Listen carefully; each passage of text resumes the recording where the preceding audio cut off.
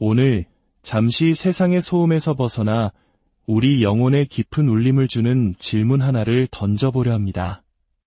혹시 여러분은 남들처럼 살아야 한다는 압박감에 지쳐본 적 없으신가요?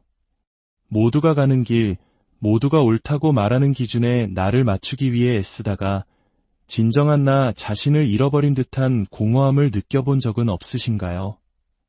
이 메시지가 여러분의 마음에 울림을 준다면 구독과 좋아요를 통해 하나님의 은혜를 더 널리 전하는 통로가 되어주세요.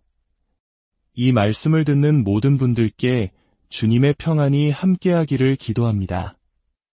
오늘 우리가 함께 나눌 이야기는 바로 다름에 대한 것입니다. 세상의 흐름에 휩쓸려가는 대신 하나님께서 우리에게 원하시는 특별하고 거룩한 삶의 방식에 대한 이야기입니다.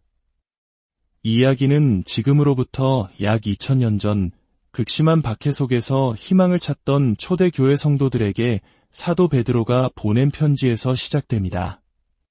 서기 60년에서 65년 사이 로마 제국은 네로라는 폭군의 통치 아래 있었습니다. 그는 자신의 광기를 채우기 위해 로마시에 불을 지르고는 그 끔찍한 죄를 예수님을 따르는 사람들에게 뒤집어 씌웠습니다. 마치 우리 역사 속에서 이유 없이 핍박받던 수많은 이들처럼 당시의 그리스도인들은 하루하루를 불안과 고통 속에서 살아가야 했습니다. 바로 그런 암흑 같은 시절에 베드로는 절망에 빠진 성도들에게 편지를 썼습니다. 그는 반복해서 이렇게 말했습니다. 여러분, 이 세상은 우리의 영원한 집이 아닙니다. 우리는 잠시 머물다 가는 나그네일 뿐입니다. 이 세상이 우리의 본향이 아니기에 하나님께서는 우리에게 다르게 살 것을 요구하십니다.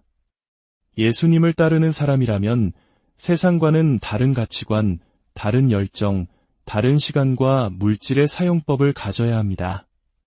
부모로서, 배우자로서, 일터에서 우리는 세상과 구별된 모습을 보여야 합니다. 하나님은 우리를 다름으로 부르셨습니다. 오늘 하나님의 말씀에 경의를 표하는 마음으로 베드로전서 1장 13절의 말씀을 함께 묵상해 보겠습니다.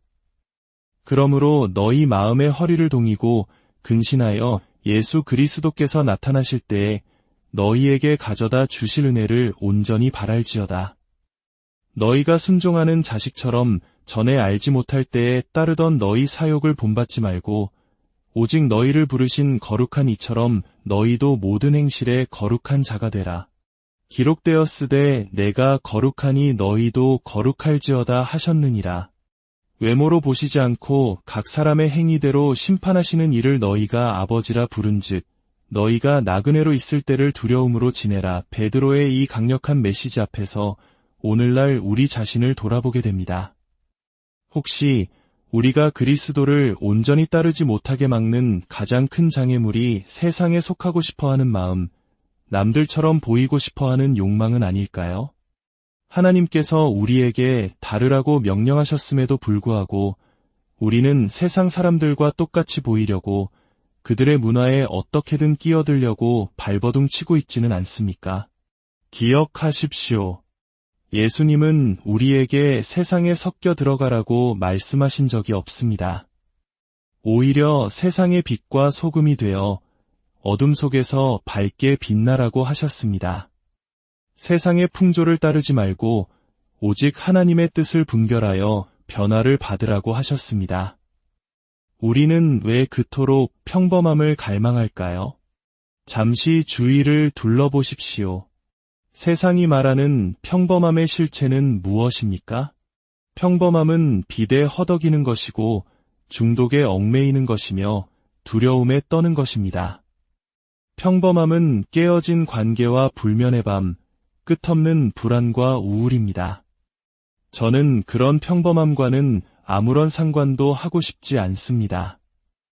예수님께서는 두 가지 길에 대해 말씀하셨습니다. 넓고 편안해서 많은 사람이 찾는 길, 그러나 그 끝은 멸망으로 향하는 길입니다. 그리고 또 다른 길, 좁고 협착하여 찾는 이가 적지만 그 끝은 영원한 생명으로 이어지는 길입니다.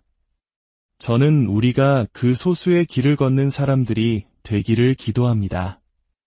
그리고 그 소수의 열정이 더 많은 사람들을 생명의 길로 이끌기를 소망합니다. 하나님은 우리를 세상으로부터 구별하여 거룩하게 살도록 부르셨습니다. 물론 이 길은 쉽지 않습니다. 완벽한 사람은 아무도 없습니다. 저 역시 마찬가지입니다. 제 삶에 가장 완벽하지 않았던 순간 중 하나를 고백해볼까 합니다. 아내와 연애하던 시절 산책을 하다가 아내가 어떤 집을 보며 저 집이 내 꿈의 집이야 라고 말했습니다. 방 2개에 화장실 하나짜리 작은 집이었죠. 저는 우리가 약혼하기도 전에 그 집을 샀습니다. 제가 얼마나 그녀를 사랑했는지 그리고 얼마나 영리했는지 보여주는 대목이죠. 문제는 그 집이 1910년에 지어진 오래된 집이라 집 전체에 옷장이 딱 하나밖에 없었다는 겁니다. 그래서 저희는 귀중한 물건들, 심지어 아내의 웨딩드레스까지 지하실에 보관해야 했습니다. 제가 목사로서 첫 설교를 하기 바로 전날이었습니다. 엄청난 폭우가 쏟아졌고 지하실이 물에 잠길 거라고는 상상도 못했습니다. 아내가 비명을 질렀습니다. 내 드레스. 지하실이 다 잠겼어요. 저는 허리까지 차오른 흙탕물 속에 서서 필사적으로 해결책을 찾았습니다. 그때 물속에서 배수 펌프를 발견했습니다. 그리고 펌프 코드를 꽂을 콘센트를 찾다가 바로 머리 위 들보에 매달린 멀티탭을 발견했습니다. 물속에 서서 전기를 연결하는 것이 얼마나 위험한지 알았지만 저는 제 자신이 비정상적으로 빠르다고 믿었습니다. 전기의 속도보다 더 빠르게 꽂으면 괜찮을 거야. 라는 말도 안 되는 생각이었죠. 아내를 보며 비장하게 고개를 끄덕이고 2 코드를 연결하는 순간 제 기억은 거기서 끊겼습니다. 제 머리에서 연기가 피어오르는 것 같았고 온몸이 말로 설명할 수 없는 진동에 휩싸였습니다. 그 순간 제 마음속 깊은 곳에서 끔찍한 욕설 하나가 떠올랐고 그 강력한 전류는 그 단어를 제 뇌를 통해 입 밖으로 엄청난 힘으로 밀어냈습니다. 그것은 그냥 나온 게 아니라 아주 크고 길게 터져 나왔습니다.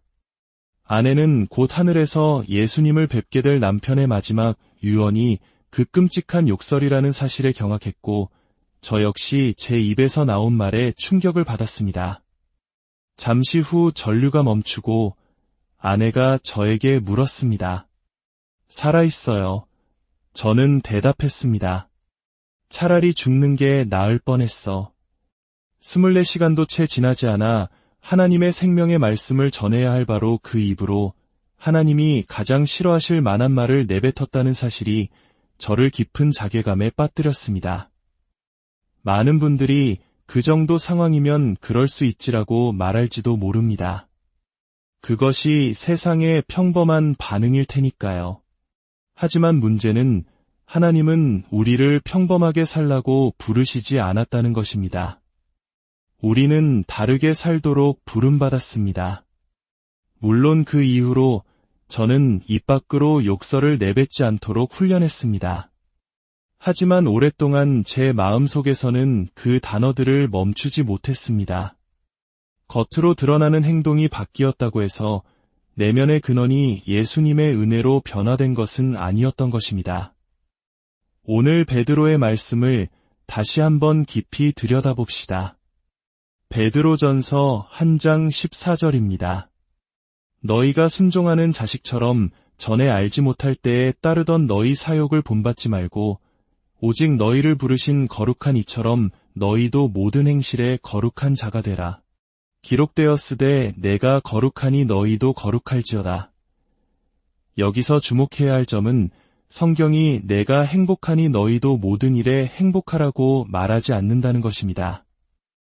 오늘날 수많은 사람들이 하나님이 우리에게 원하시는 최고의 것은 나의 행복이라고 믿습니다.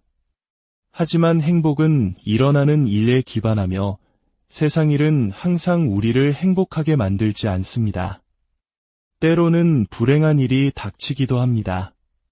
분명히 알아야 합니다. 하나님이 우리에게 원하시는 최고의 부르심은 우리의 행복이 아닙니다. 하나님께는 우리의 행복보다 우리의 거룩함이 더 높은 우선순위입니다. 행복신학, 즉 하나님은 무엇보다 내가 행복하기를 원하신다는 생각의 가장 큰 문제는 그것이 개인적인 합리화를 부추긴다는 것입니다. 만약 하나님이 내 행복을 원하신다면 나는 어떤 잘못된 일이나 지혜롭지 못한 일도 할 수 있게 됩니다. 결혼 생활이 행복하지 않으니 언약을 깨고 떠나도 괜찮아. 저 물건이 나를 행복하게 해줄 테니 빚을 내서라도 가져야겠어. 우리는 마음으로 이미 결혼했으니 결혼 전에 선을 넘어도 괜찮아. 이런 식으로 우리는 하나님의 뜻을 거스르는 모든 행동을 행복이라는 이름으로 정당화합니다. 그러다 보면 어느새 우리는 불편함, 기다림, 이험, 번거로움은 하나님의 뜻이 아닐 것이라고 단정짓고 편안함, 돈, 쾌락, 물질이라는 거짓 신들을 숭배하게 됩니다. 우리는 존재의 목적을 바로 알아야 합니다. 하나님이 우리를 섬기기 위해 존재하는 것이 아니라 우리가 하나님을 섬기기 위해 존재합니다. 그리고 그분은 우리에게 구별된 삶, 즉 거룩한 삶을 살라고 부르십니다. 거룩하다는 헬라어 하기오스는 다르다, 구별되다, 순결하다는 의미를 가집니다.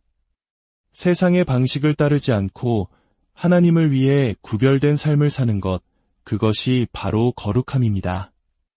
만약 여러분의 삶이 세상과 조금이라도 다르다면 여러분은 그리스도를 따르고 있는 것일 수 있습니다. 반대로 여러분의 삶이 세상과 전혀 다를 바 없다면 안타깝게도 여러분은 그리스도를 따르고 있지 않은 것입니다. 저희 가정의 이야기를 조금 더 해볼까 합니다. 저희는 아이들이 그리스도를 따르고 세상과 다를 수 있는 용기를 갖도록 가르치려고 노력했습니다. 예를 들어 저희는 할로윈이라는 날을 주목했습니다. 할로윈의 뿌리가 어둠에 있다는 것을 알게 된 후 저희 가족은 한 가지 결정을 내렸습니다. 다른 모든 사람들이 하는 것처럼 하지는 않겠다. 우리는 다를 것이다. 이것이 할로윈이 신학적으로 옳다 그르다를 말하는 것이 아닙니다. 이것은 어떻게 다르게 살 것인가에 대한 저희 가족의 실제적인 훈련 방식이었습니다. 우리는 그 대신 아이들이 가장 좋아하는 피자 가게에 가서 그날을 축제로 만들었습니다. 아이들은 춥고 비 오는 날사탕을 구걸하러 다니는 다른 아이들을 오히려 안타까워했습니다. 부모님들께 말씀드립니다. 만약 여러분이 다른 아이들을 키우고 싶다면 여러분의 삶의 어느 한 부분에서는 반드시 다른 부모가 되어야 합니다. 부모의 삶이 세상과 전혀 구별되지 않는데 어떻게 자녀들이 그리스도를 따르는 삶의 가치를 발견할 수 있겠습니까? 우리의 적 사탄은 교묘합니다. 그는 대놓고 악마를 숭배해라 라고 말하지 않습니다. 그는 에덴 동산에서처럼 속삭입니다. 하나님이 정말 그렇게 말씀하셨어. 하나님이 정말 결혼할 때까지 기다리라고 하셨을까? 남들 다 보는 그 드라마 좀 야한 장면 나온다고 정말 보면 안 되는 걸까? SNS에 이런 사진 올리는 거 다들 하는데 뭐가 문제야? 하나님이 정말 싫어하실까? 사탄은 계속해서 하나님의 기준에 의문을 제기하게 만듭니다. 남들도 다 하는데라는 생각이 우리의 기준이 되어서는 안 됩니다. 하나님의 말씀만이 우리의 유일한 기준입니다. 그렇다면 이 모든 것이 왜 중요할까요? 베드로전서 1장 18절은 그 이유를 명확히 알려줍니다. 너희가 알거니와 너희 조상이 물려준 헛된 행실에서 대속함을 받은 것은 은이나 금 같이 없어질 것으로 된 것이 아니요 오직 흠없고 점 없는 어린 양 같은 그리스도의 보배로운 피로 된 것이니라. 우리를 죄와 허무한 삶에서 구원한 것은 썩어 없어질 금이나 은이 아니었습니다. 바로 예수 그리스도의 고귀한 피였습니다. 죄 없으신 하나님의 아들이 우리를 위해 십자가에서 죽으심으로 우리는 자유를 얻고 새로운 생명을 얻게 된 것입니다. 여기서 가장 중요한 진리를 놓치지 마십시오. 거룩하게 사는 것이 그리스도를 아는 길이 아닙니다. 우리는 스스로의 노력으로 결코 하나님을 기쁘시게 할 만큼 선해질 수 없습니다. 순서가 반대입니다. 그리스도를 아는 것이 거룩함으로 가는 유일한 길입니다. 우리가 그리스도를 진정으로 알게 될 때 우리의 내면에서부터 변화가 시작됩니다. 더 이상 이건 하면 안 돼, 저것도 참아야 해라는 율법적인 의무감이 아닙니다. 하나님을 실망시켜드리고 싶지 않아 그분을 영화롭게 하는 삶을 살고 싶어라는 사랑의 마음이 우리를 움직입니다. 다른 사람들이 비웃어도 비난해도 상관없습니다. 우리는 오직 한 분의 관객, 바로 우리를 위해 모든 것을 내어주신 예수 그리스도를 위해 살아갑니다. 이것은 외적인 행동 교정이 아닙니다. 이것은 내적인 영적 변화입니다. 제가 더 이상 욕을 하지 않는 것은 그저 노력해서가 아닙니다. 제 마음이 변했기 때문입니다. 마음의 뿌리가 그리스도께 깊이 박혀 있을 때 성령의 열매는 자연스럽게 삶으로 맺히는 것입니다. 하나님의 성령께서 이 시간 우리 각자의 마음을 비추어 주시기를 기도합니다. 하나님을 기쁘시게 하지 못하는 영역이 있다면 그것을 보여주시기를 원합니다. 그리고 더 노력해야지라는 결심이 아니라 내면으로부터 시작되는 영적인 변화를 통해 우리가 새로워지기를 소망합니다.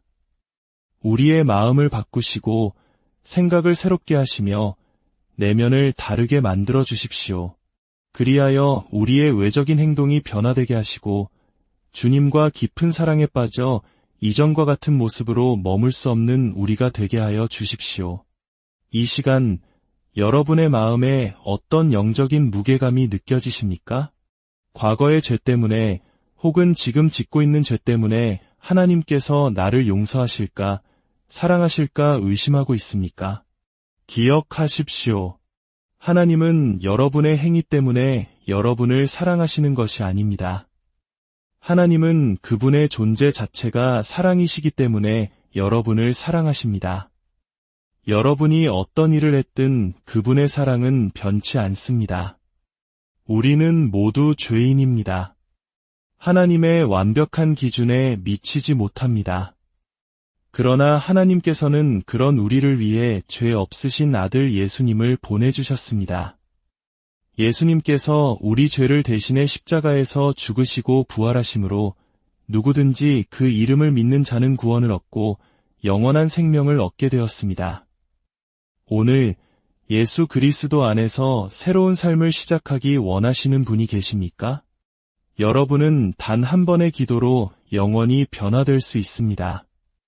여러분의 죄를 용서받고 예수님께 여러분의 삶을 드리기 원하신다면 저를 따라 기도해 주십시오.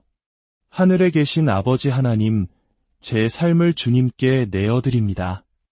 저의 모든 죄를 용서하여 주시고 저를 새롭게 하여 주옵소서. 성령으로 저를 채워주사 남은 모든 생애 동안 주님만을 따르게 하옵소서. 제 삶은 더 이상 저의 것이 아니라 주님의 것입니다. 새 생명을 주심에 감사합니다. 이제 주님께서 제 삶의 주인이 되어 주십시오. 예수님의 이름으로 기도